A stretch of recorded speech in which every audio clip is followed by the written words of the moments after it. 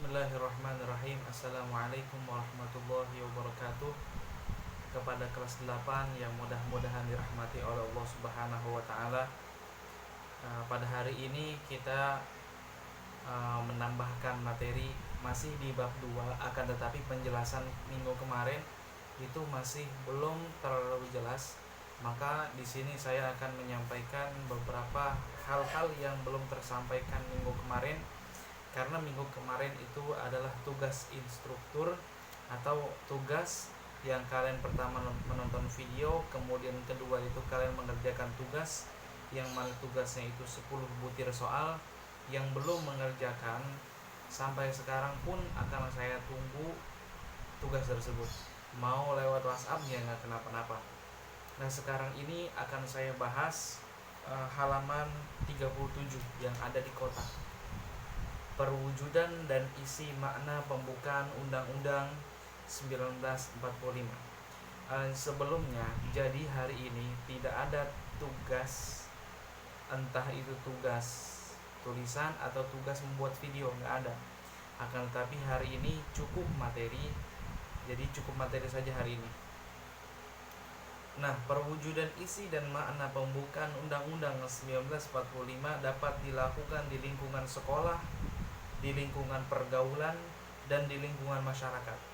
Tiga ini, sekolah, pergaulan, dan masyarakat, akan saya jelaskan secara hukum dan secara agama.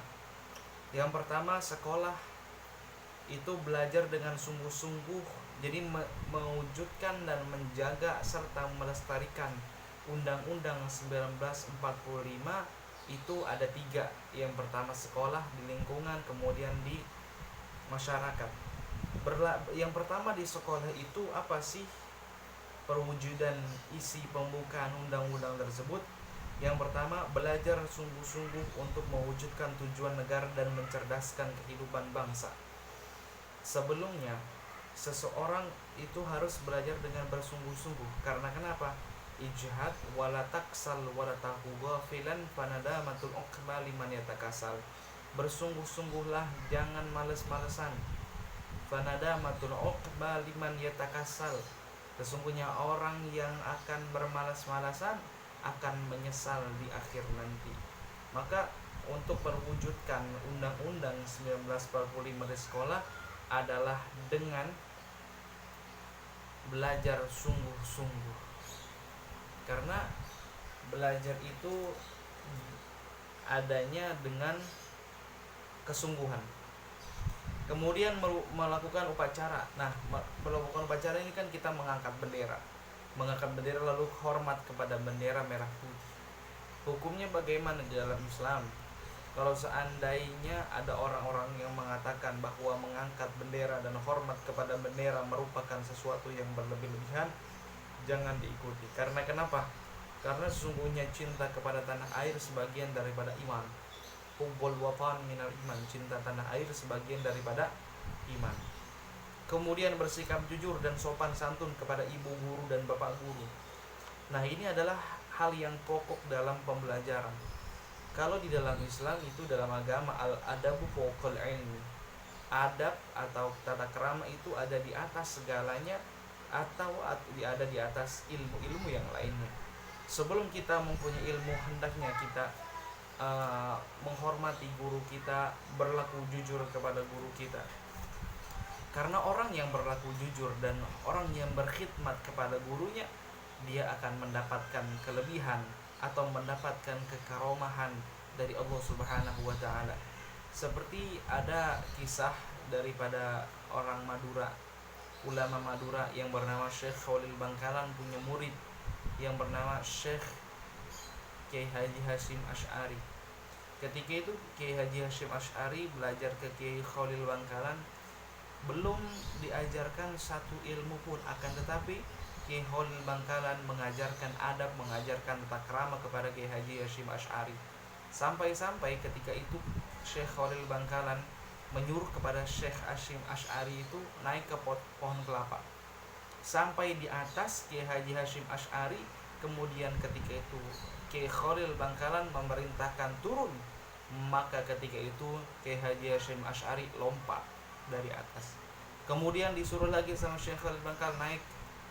Ketika itu naik lagi Syekh Khalil Kiai Haji Hasyim Asy'ari naik. Kemudian kata Syekh Khalil Bangkalan turun, maka turun. Nah, ini Kiai Haji Hasyim Asy'ari tidak kenapa-napa. Karena kenapa? Karena ini adalah dia perintah daripada gurunya. Ini adalah adab yang mana Kiai Haji Hasyim Asy'ari tidak pernah membantah apa yang diperintahkan oleh gurunya, walaupun itu adalah hal yang tidak masuk akal. Maka oleh karena itu SMP Islam Tambora ini adalah sekolah menengah pertama yang mengatasnamakan Islam, harus memenuhi, harus mengetahui apa-apa ajaran agama Islam. Ajaran agama Islam adalah menghormati guru, sebagaimana para sahabat menghormati Rasulullah SAW, bagaimana para tabi'in menghormati para sahabat Rasulullah SAW, bagaimana tabi'in menghormati tabi'in yang adalah muridnya sahabat Rasulullah SAW, sampai kepada kita menghormati gurunya. Karena kenapa? Guru-guru kita itu kemungkinan dalam sanad keagamaan itu mereka nyambung kepada Rasulullah SAW. Maka dari itu apabila ada guru kita harus menundukkan pandangan kita. Kita harus taat kepada guru kita. Jangan pernah kita ngomong di belakang guru kita, menjelek-jelekan guru kita, kemudian mencaci guru kita, atau bahkan menyakiti hati guru kita. Bagaimana cara menyakiti hati guru kita? Yaitu dengan kita tidak taat kepada guru kita. Itu adalah salah satu guru kita menjadi sakit hati kepada muridnya. Jangan sampai. Karena kenapa? Guru kami pun pernah mengatakan, Kiai Haji Syukur Ma'mun pernah mengatakan di dalam pidatonya, setiap hari, setiap minggu, setiap khutbatul arsh, beliau selalu menyampaikan kepada kami apa yang beliau sampaikan, hormatmu kepada gurumu lebih baik daripada ilmu yang kau dapatkan. Maka jangan pernah kita membantah apa yang guru kita sampaikan, apa yang guru kita perintahkan, jangan pernah membantah. Karena dengan bantahnya kita kepada guru kita membuat hati sakit. Na'udzubillah min dzalik. Apabila kalau misalnya guru udah sakit hati, maka pun guru ilmu yang kita dapatkan dari guru kita tidak akan mendapatkan keberkahan dan kemanfaatan. Na'udzubillah min dzalik. Kemudian memperingati hari ulang tahun, hari kemerdekaan. Ya, ini adalah salah satu kebahagiaan Indonesia, yang mana darah, nanah, kemudian keringat yang keluar dari pejuang-pejuang kita, akhirnya kita menjadi bangsa yang merdeka. Kemudian pergaulan yang pertama, bergaul dengan siapa saja, mau agama apapun, mau dari suku manapun, kita harus bergaul. Sekalipun kita Islam, kemudian bergaul dengan non muslim itu diperbolehkan, bahkan tidak ada larangan. Bahkan kalau seandainya kita menyakiti orang non muslim, kan kafir ada dua, ada kafir harbi. Kafir harbi ini adalah kafir yang memusuhi umat Islam, yang mencaci maki umat Islam, yang menghina Tuhan umat Islam. Yang kedua kafir dhimmi. Kafir dhimmi adalah tetangga kita yang berhubungan baik-baik saja, yang gak pernah mencaci maki agama kita. Itu adalah kafir dhimmi. Kalau seandainya kita menyakiti kafir dhimmi, kata Rasulullah SAW, man adza dhimmiyan, barang siapa yang menyakiti kafir dhimmi, faqad adzani, maka orang tersebut telah menyakiti aku. Wa man adzani, dan barang siapa yang menyakiti aku, khosomtuhu yaumal qiyamah, maka nanti di hari kiamat aku akan musuhi orang tersebut. A'udzubillahi min dzalik. Kemudian yang kedua, bermusyawarah dengan teman memutuskan masalah.